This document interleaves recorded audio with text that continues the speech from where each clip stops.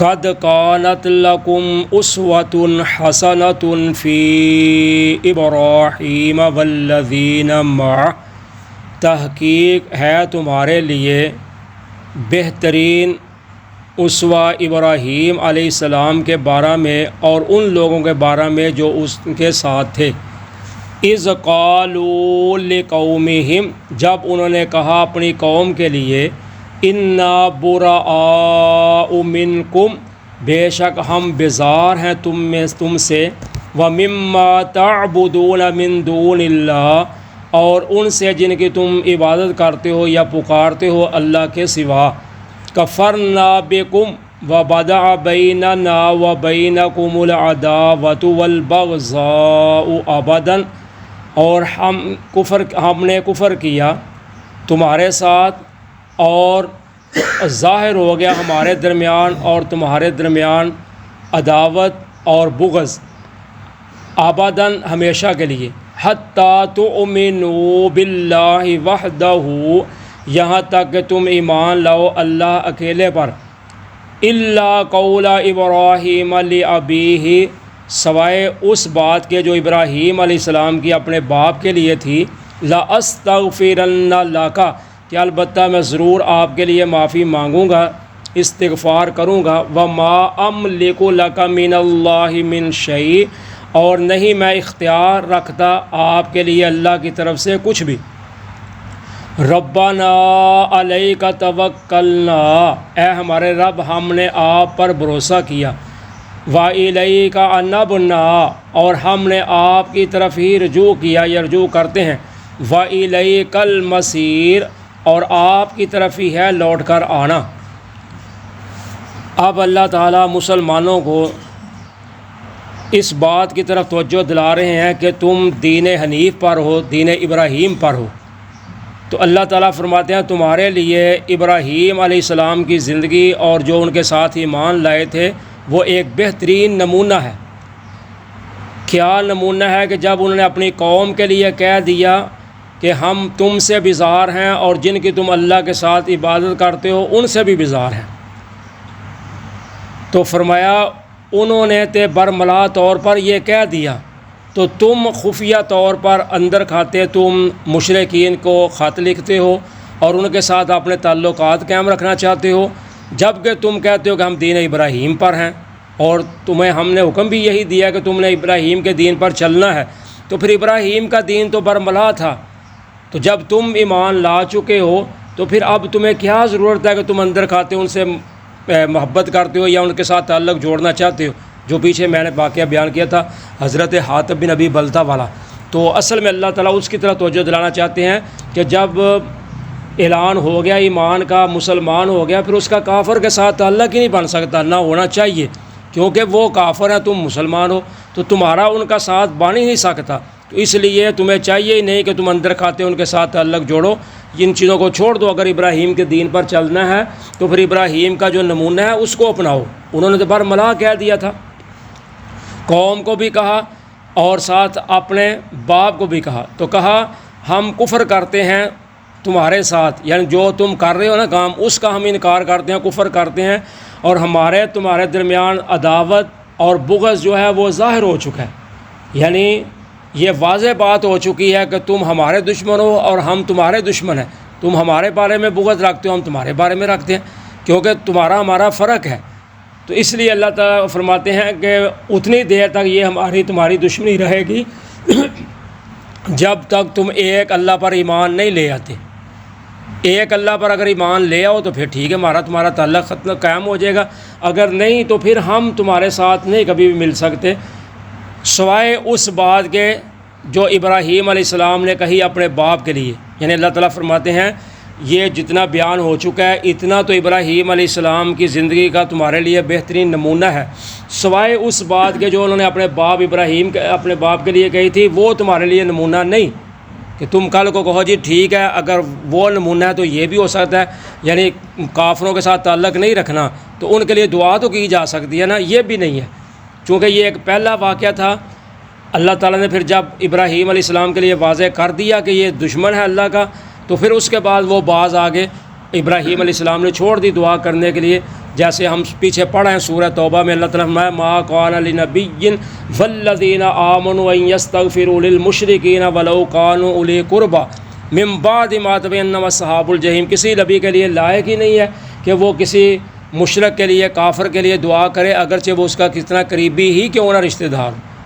تو اس لیے اللہ تعالیٰ نے پھر سورہ توبہ میں منع کر دیا ابراہیم علیہ السلام کو کہ اب اپنے باپ کے لیے دعا نہیں کرنی۔ تو اس لیے اللہ تعالیٰ فرماتے ہیں کہ کل کو تم یہ نہ کہیں کہو جی تم، اللہ نے خود ہی کہا ہے کہ ابراہیم کا نمونہ اپناؤ، تو ابراہیم تو اپنے باپ مشرک کے لیے دعا کرتے رہے، تو یہ نہیں ہے۔ تو اللہ تعالیٰ فرماتے ہیں انہوں نے اپنے باپ کو کہا تھا میں آپ کے لیے استغفار کروں گا، لیکن میں اختیار نہیں رکھتا اللہ کی طرف سے کچھ بھی، یعنی یہ فکس نہیں ہے کہ تمہیں معافی مل جائے گی یا میں معافی لے کر دوں گا اللہ سے۔ ہاں میں اپنا کام کروں گا جو وعدہ کیا تھا ابراہیم علیہ السلام نے اپنے باپ سے جب ان کو گھر سے نکالا گیا تھا نا، کہ کہا میں پتھر مار مار کے تجھے ختم کر دوں گا یا باز آ جائے ان چیزوں سے، تو انہوں نے کہا اچھا ابو جی میں جا رہا ہوں سلام۔ تو اس وقت کہا تھا میں آپ کے لیے استغفار کی دعا کروں گا، یعنی سمجھ لیں ہدایت کی دعا کروں گا۔ تو اللہ تعالیٰ کے نبی ابراہیم فرماتے ہیں لیکن مجھے اختیار نہیں ہے اللہ کے بارے میں کچھ بھی، میں یہ زبردستی اللہ سے لے کر نہیں دے سکتا، ہاں میں اپنا وعدہ نبھاؤں گا۔ تو اللہ تعالیٰ فرماتے ہیں ابراہیم علیہ السلام اور ان کے ماننے والوں نے یہ کہا تھا کہ ہمارا توکل ہمارے رب کی ذات پر ہے اور ہمارا رجوع بھی اسی کی طرف ہے اور اسی کی طرف ہم نے لوٹ کے جانا ہے۔ تو توکل کا معنی میں نے پہلے بھی کئی دفعہ بتا دیا ہے کہ توکل کا معنی ہوتا ہے ظاہری اسباب جو ہوتے ہیں ان کو اپنانا، یہ توکل کے منافی نہیں ہے۔ جیسے میں تمہیں کہوں یا تم مجھے کہو جی یہ میرا کام کر دو، تو یہ توکل کے خلاف نہیں ہے۔ توکل اس کو کہتے ہیں کہ بندہ ظاہری اسباب جو ہیں وہ چھوڑ دے، ختم ہو جائیں، تو پھر اللہ کی ذات پر توکل کرنا۔ جیسے میں نے بتایا تھا نبی پاک صلی اللہ علیہ وسلم کے پاس ایک آدمی آیا آپ کو ملنے کے لیے، تو آپ نے میں کس پہ آیا؟ کہنے لگا اونٹ پہ۔ تو پھر میں اونٹ کدھر ہے؟ کہنے لگا میں باہر چھوڑ دیا ہے مسجد نبوی کے باہر۔ اور میں نہیں، عقل و توکل، فرمایا پہلے اس کو باندھو تو پھر اللہ پہ توکل کرو۔ یہ نہیں ہے کہ تمہیں کھلا چھوڑ دیا تو وہ تو لے جائے گا کوئی نہ کوئی، یا وہ خود بخود ہی کہیں چلے جائے گا، تو یہ توکل نہیں ہے۔ پہلے اس کو باندھو پھر اللہ پہ توکل کرو۔ اس لیے تالا لگاؤ پہلے اپنی گاڑی کا، دکان کا، کسی چیز کا بھی، پھر اللہ کی ذات پہ توکل کرو، یہ ہوتا ہے توکل، بھروسہ۔ ربنا لا تجعلنا فتنة للذین کفروا واغفر لنا ربنا، اے ہمارے رب نہ تو بنا ہم کو آزمائش ان لوگوں کے لیے جنہوں نے کفر کیا، اور بخش دے ہمارے لیے ہمارے رب، انک انت العزیز الحکیم، بے شک تو ہی غالب ہے، حکمت والا ہے۔ تو اب ابراہیم علیہ السلام نے اور ان کے ماننے والوں نے یہ کہا کہ ہمارے رب تو ہمیں کافروں کے لیے فتنہ نہ بنا، آزمائش نہ بنا، یعنی اس کا مطلب یہ ہے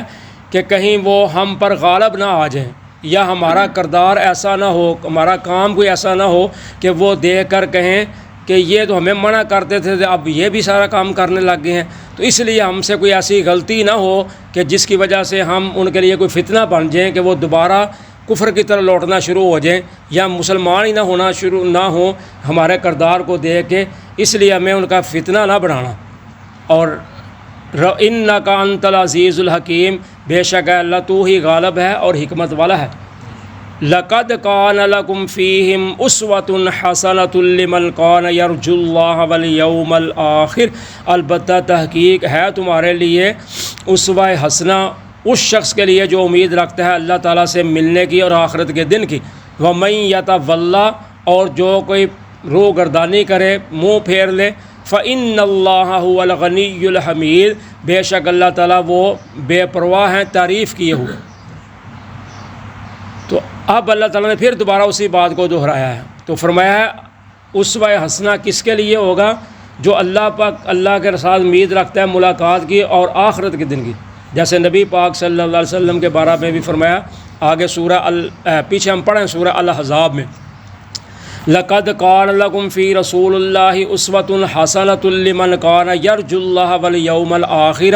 وذکر اللہ کثیرا۔ فرمایا اللہ کے رسول صلی اللہ علیہ وسلم تمہارے لیے ایک بہترین نمونہ ہے، لیکن کس کے لیے ہوں گے؟ جس کا ایمان ہوگا اللہ پر اور آخرت پر، اور اللہ کو بہت زیادہ یاد کرتا ہوگا۔ تو ظاہر ہے وہی بنائے گا آپ کو آئیڈیل۔ تو اگر کسی کا اللہ پر ایمان ہی نہیں ہے، آخرت پر ایمان ہی نہیں ہے، تو وہ کیسے اللہ کے رسول صلی اللہ علیہ وسلم کو اپنا نمونہ بنائے گا؟ تو اس لیے اللہ تعالیٰ فرماتے ہیں لیکن جو بندہ فرمایا روح گردانی کر لے، منہ پھیر لے کہ نہیں میں نے نہیں ان کو ماننا، میں نے ان کے طریقے پہ چلنا، تو اللہ تعالیٰ فرماتے ہیں مجھے کوئی پرواہ ہی نہیں ہے، میں تو خود بے تعریف کیا ہوا ہوں، مجھے تمہاری تعریف کی ضرورت ہی نہیں ہے۔ تم تعریف میری کرو گے تو تمہارا اپنا فائدہ ہے، نہ کرو گے تمہارا اپنا نقصان ہے، مجھے تو ضرورت ہی نہیں اس چیز کی۔ عسى الله ان يجعل بينكم وبين الذين عاديتم منهم مودة، قریب ہے کہ اللہ تعالیٰ تمہارے درمیان اور ان لوگوں کے درمیان جن کے ساتھ تمہاری دشمنی چلتی ہے، اللہ تعالیٰ اس کو محبت میں، پیار میں بدل دیں۔ واللہ قدیر، اللہ تعالیٰ قادر ہیں۔ واللہ غفور الرحیم، اور اللہ تعالیٰ بخشنے والے مہربان بھی ہیں۔ تو فرمایا قریب ہے کہ اللہ تعالیٰ تمہارے اور دشمنوں کے درمیان کوئی ایسا وقت آ جائے کہ محبت پیار پیدا کر دے، جیسا کہ فتح مکہ کے بعد ہوا کہ وہی جو آپ کے خون کے پیاسے تھے جنہوں نے آپ کو مکہ سے نکالا تھا، تو ایک وقت آیا کہ پھر وہی آپس میں ایک دوسرے کے ہمدرد اور خیر خواہ بن گئے اور مسلمان ہو گئے، تو ایک دوسرے کے ساتھ ان کو پیار محبت ہو گیا۔ تو اس لیے ہمیشہ کسی کے ساتھ دشمنی نہیں رکھنی چاہیے، کوئی وقت آ سکتا ہے کہ اللہ دلوں کو نرم کر دے تو آپس میں پیار محبت پیدا ہو جائے۔ تو اس لیے دعوت دیتے وقت اچھا اسلوب، احسن طریقے کے ساتھ دعوت دینی چاہیے، ہمیشہ کے لیے کسی کے ساتھ بائیکاٹ نہیں کرنا چاہیے، کیونکہ کوئی پتہ نہیں اللہ تعالیٰ کس وقت کسی کو ہدایت دے دے۔ جزاکم اللہ خیرہ۔